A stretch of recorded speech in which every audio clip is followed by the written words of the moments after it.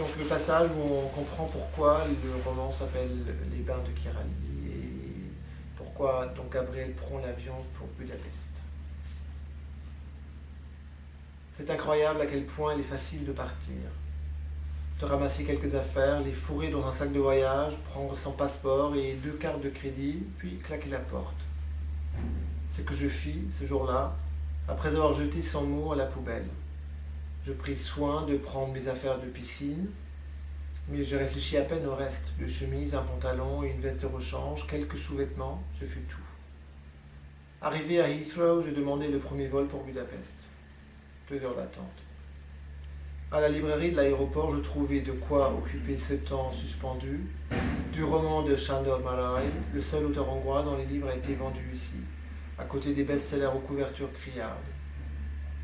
Une centaine de pages plus loin, je m'endormis dans l'avion et me réveillai seulement au moment de l'atterrissage.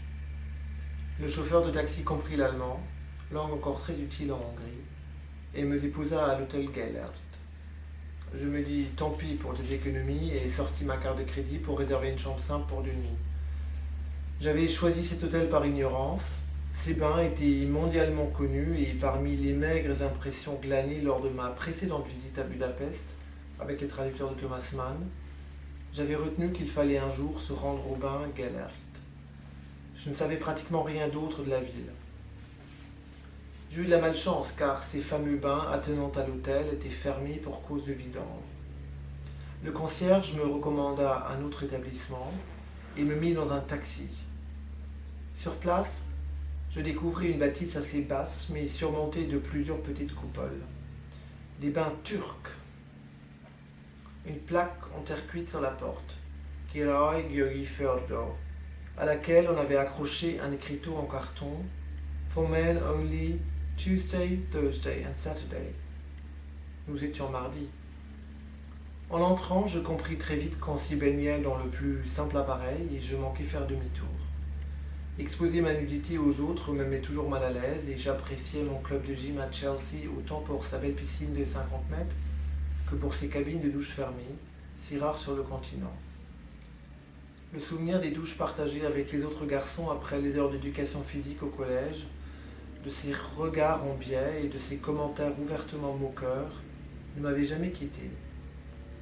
Cependant, la honte d'avouer ma pudeur à l'employé préposé aux serviettes, puis le cadre de ses bains remontant à l'occupation turque, et la pénombre qui régnait sous sa majestueuse coupole, finirent par me convaincre de poursuivre. Oubliant mes hésitations, mais évitant le regard des hommes qui flottaient dans le grand bassin octogonal, dans les positions les plus variées, je me glissai dans l'eau.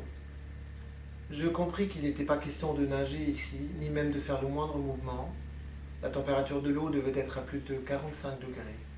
Elle dégageait une vapeur considérable. Conjuguée à la faible lumière et à la chaleur, ce rideau blanchâtre créa une étrange sensation de flottement. Au bout de quelques minutes, j'oubliai les autres, ma nudité embarrassante, et même pourquoi j'étais venu ici.